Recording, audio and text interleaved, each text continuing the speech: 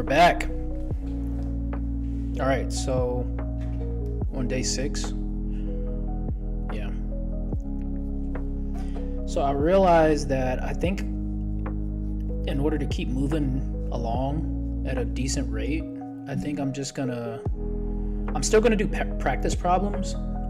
But I think as I'm going along throughout, I'm gonna start trying to use more active learning so that I don't have to spend as much time diving into practice problems, just because I'm kind of hindered by the way that I've kind of set myself up with Visual Studio Code. I really should be doing this in like Obsidian or something, but I just kind of want to stay in VS Code.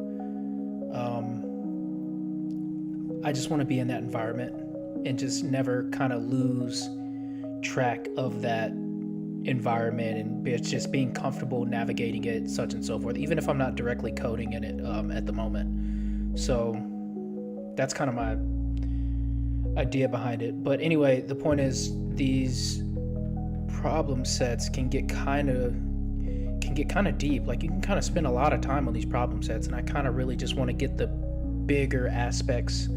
My goal is to understand concepts more broadly, maybe not necessarily so intricately, but I want to broadly yet deeply understand these concepts, but not necessarily having them be so applicable right now, because I'm not being tested or assessed for it just yet, right?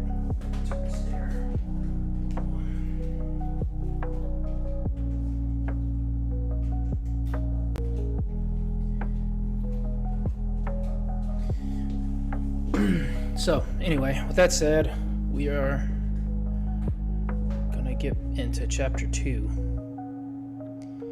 and yeah, go from there. Okay.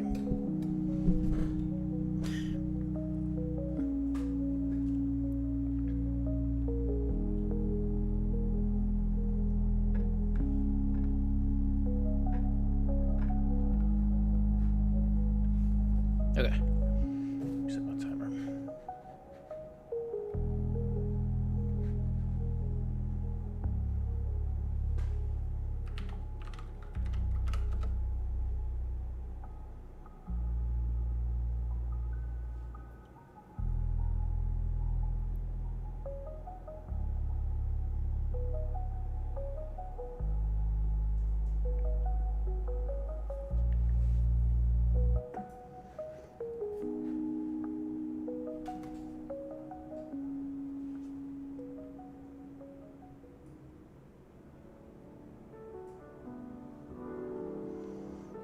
Okay, let's go.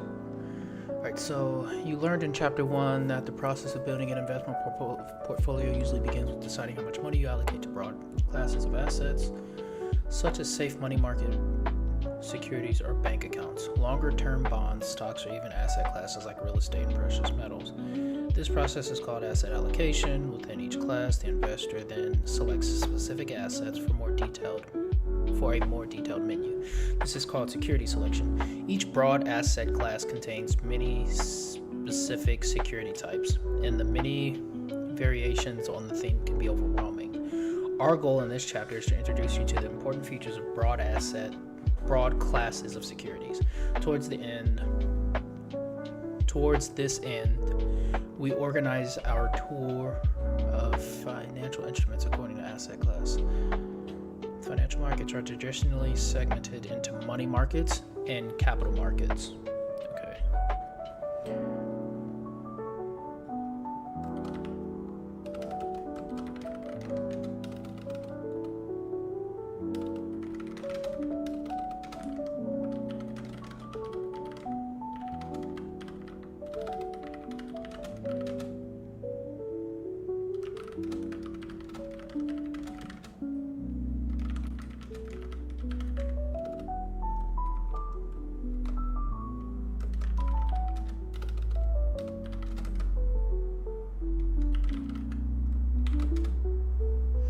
Money market instruments include short-term, marketable, liquid, low-risk debt securities.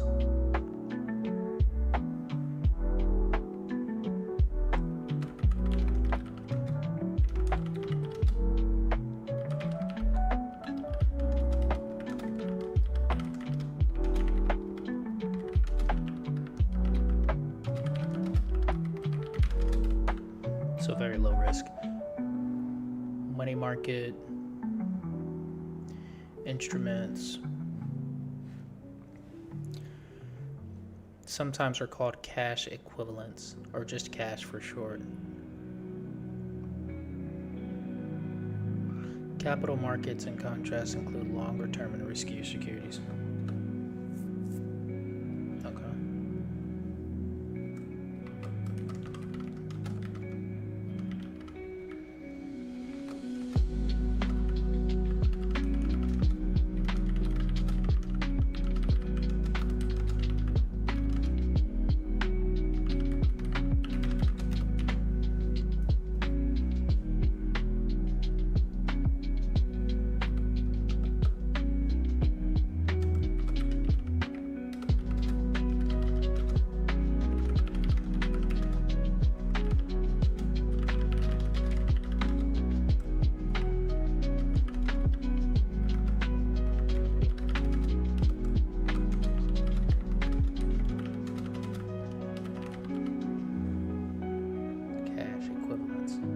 Liquid, so that makes sense. Money market, just think of cash. I mean, it says money, so it's short term, it's liquid, you can easily move it, it's safe. Capital markets, in contrast, includes longer term. The securities in the capital market are much more diverse than those found within the money market. For this reason, we will subdivide the capital market into 4 segments.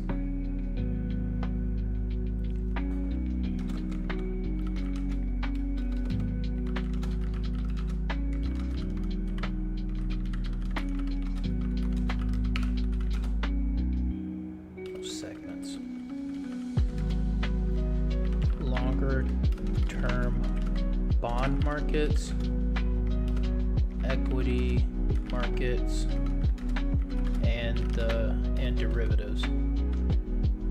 Derivative markets for options and futures. Right. Okay, so long-term bond markets, equity markets, derivatives for options and futures. Gotcha.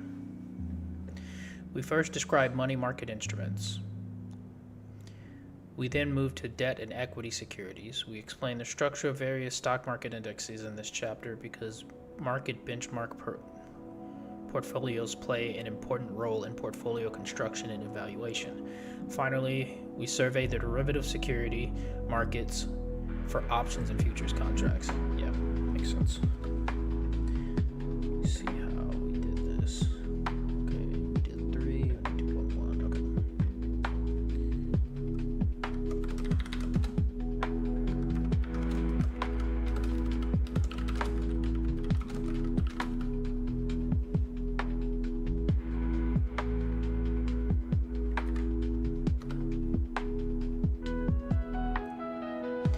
The money market is a sector of the fixed income market. Interesting.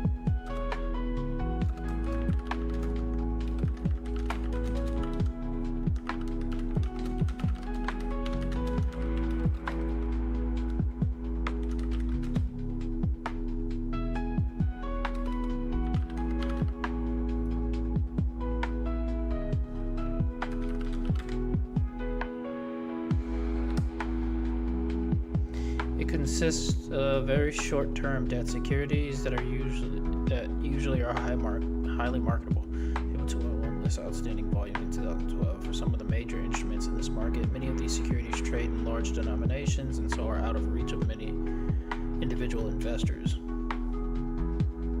Money market funds, however, are easily accessible to small investors. These mutual funds pool the resources of many investors and purchase a wide variety of money market securities on their behalf.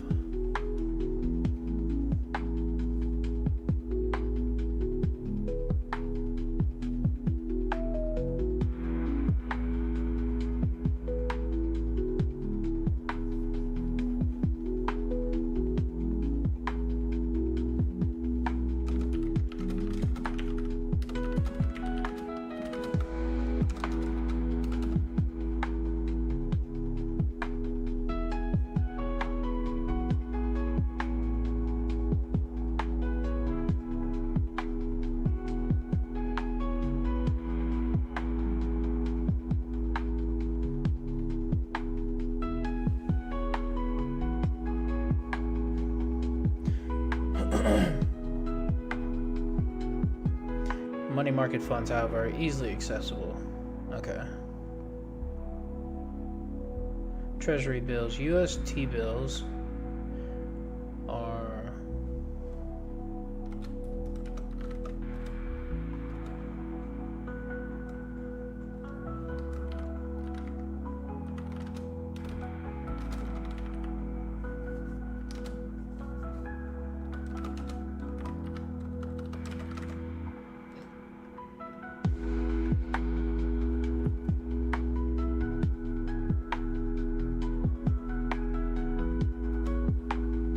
the most marketable of all money market instruments. T-bills represent the simplest form of borrowing. The government raises money by selling bills to the public.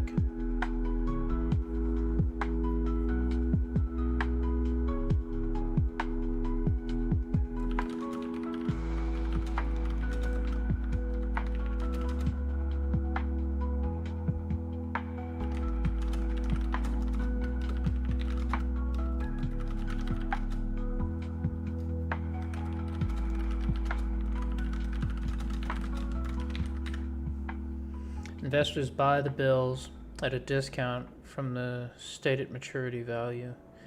At the bill's maturity, the holder receives from the government a payment equal to the face value of the bill. The difference between the purchase price and the ultimate maturity value constitutes the investor's earning. T-bills are issued with initial maturities of 4, 13, 26, 52 weeks. Individuals can purchase T-bills directly at auction or on a secondary market from the government securities dealer. T-bills are highly liquid, that is, they are easily converted into cash and sold at low transaction cost and with not much price risk. Unlike most other money market instruments, which sell at minimum denominations of $100,000, T-bills sell with minimum denominations of only $100. Although $10,000 denominations are far more common. The income earned on T-bills is exempt from all state and local taxes, other characteristics distinguishing them from other money market instruments. Interesting.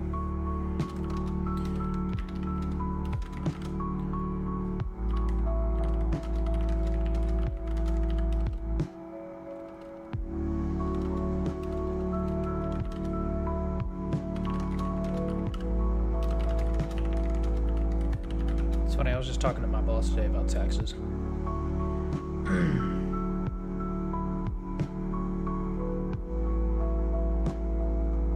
We had a pretty big discussion about it, actually. T-bills sell in minimum denomination.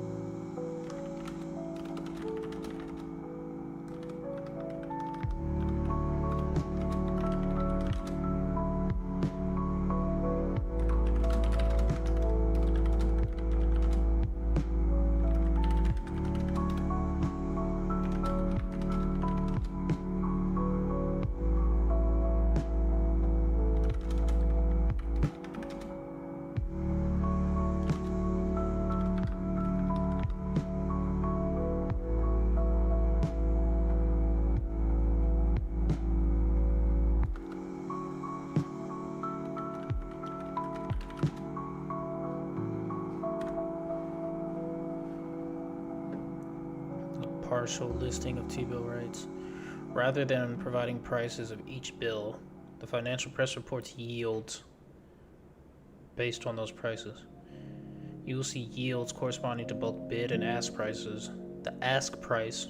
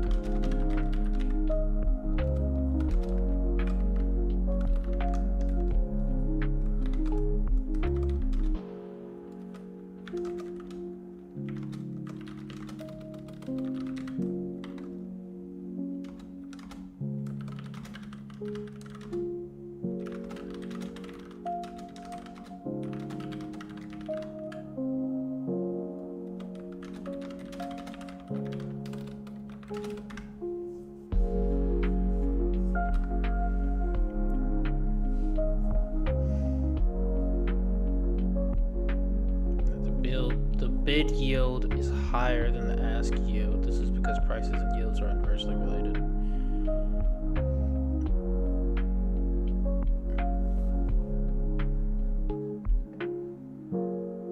Treasury bills. Days to maturity. The bid. Okay. Repurchase agreements. Small denominations are less than $100,000.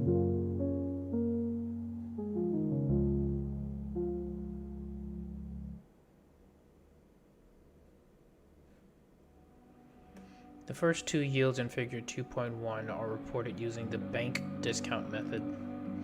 This means that the bill's discount from its maturity or face value is annualized based on a 360-day year and then reported as a percentage of face value. For example, for the highlighted bill maturing on December 20th, 2012, days to maturity are 156 and the yield under the column labeled asked is given as 0.125%. This means that the dealer was willing to sell the bill at a discount from the face value.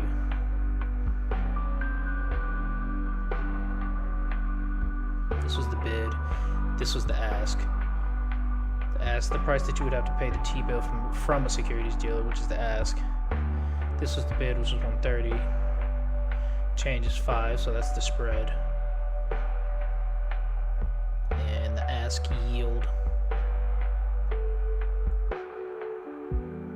is 150 days to maturity, 56 days to maturity, and it matures on this date.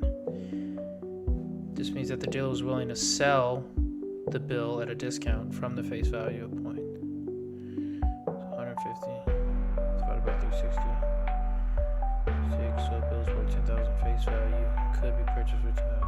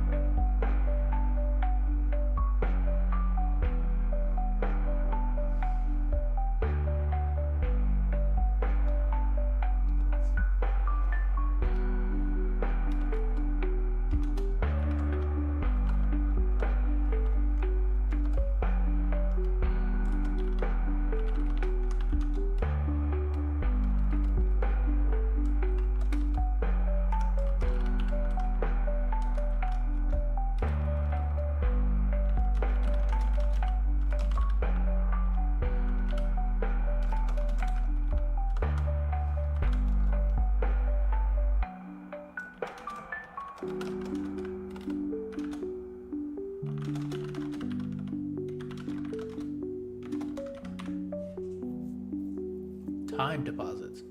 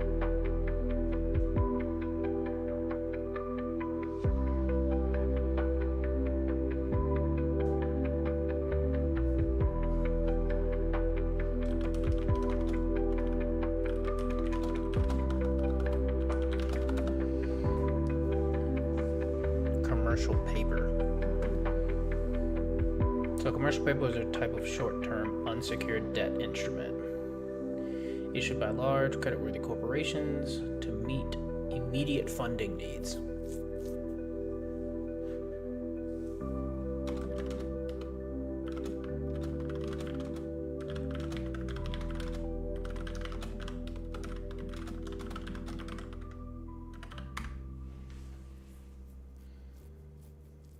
Usually for things like payroll, inventory, or working capital. Issuer, large financial strong company like Apple. Maturity short term, usually 1 to 270 days. Most common is 30 to 60 days. Security is unsecured, no collateral backing the loan. So secured and unsecured, so no collateral. That makes sense. Denominations usually large. Interest types, sold at discount to face value, like T-bills. Investor earns a spread.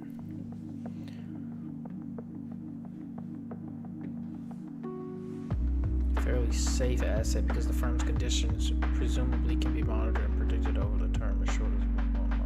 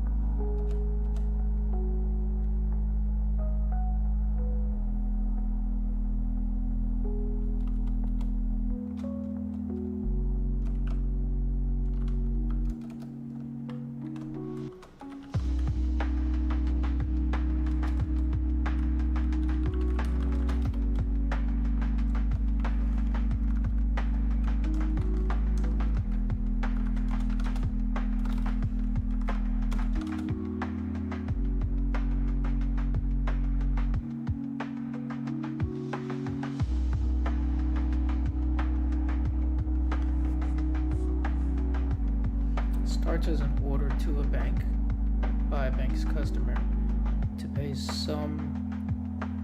sum of money at a future date, typically within 6 months. At this stage, it is similar to a post-dated check. When the bank endorses the order for payment as accepted, it assumes responsibility for ultimate payment to the holder of the acceptance. At this point, the acceptance may be traded in secondary markets like any other claim on the bank. Bankers' acceptances are considered very safe assets because traders can substitute the bank's credit standing for their own. They are used widely in foreign trade where the creditworthiness of one trader is unknown to the trading partner. Acceptances sell at a discount from the face value of the payment order.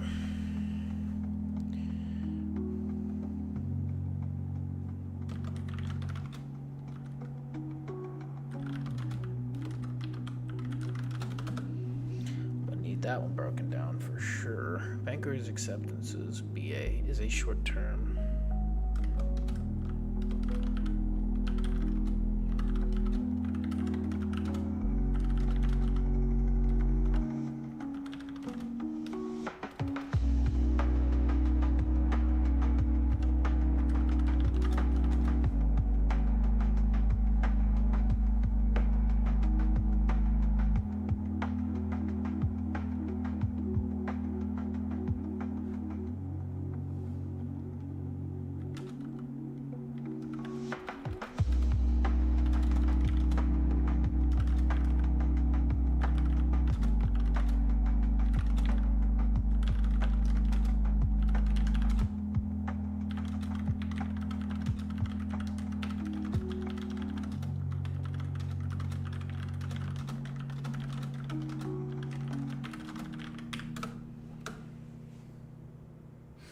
Used in international trade to guarantee payment to exporters. Interesting.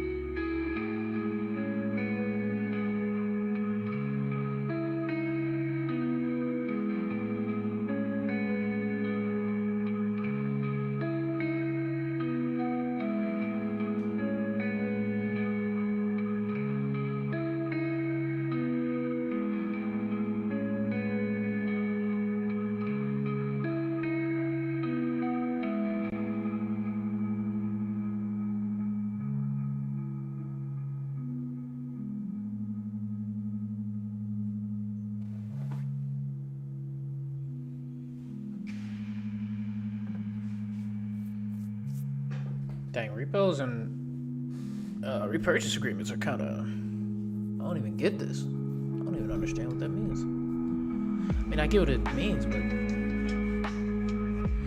like, does that mean I can buy?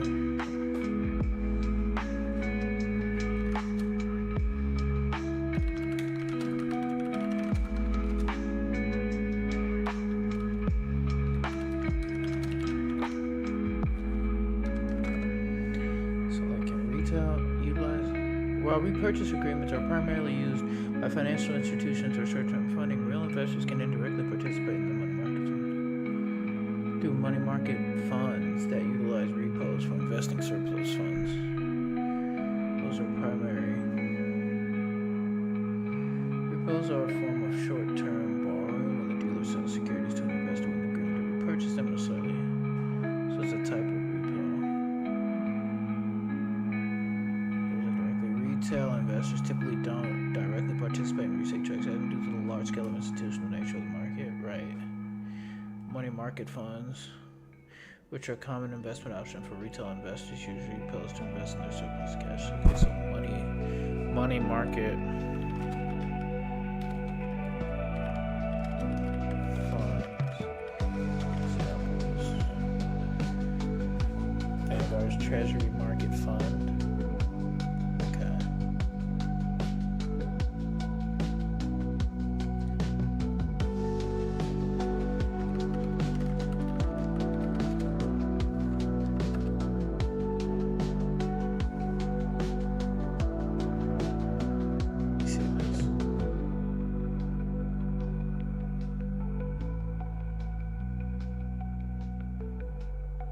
Seven-day SEC yield. You can buy this. Vanguard Treasury Money Market Fund. Investment minimum. 7-day SEC yield. Interesting.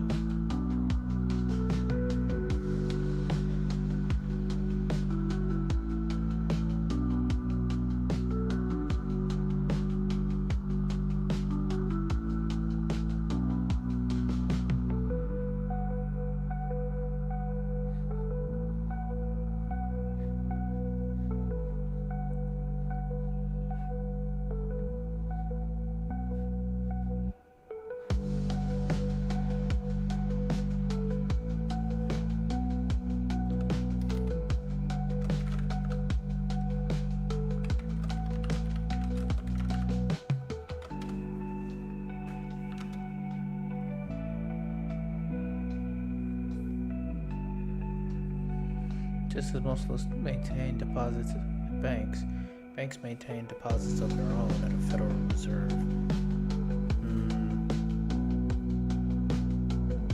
The Federal Reserve is the bank for banks.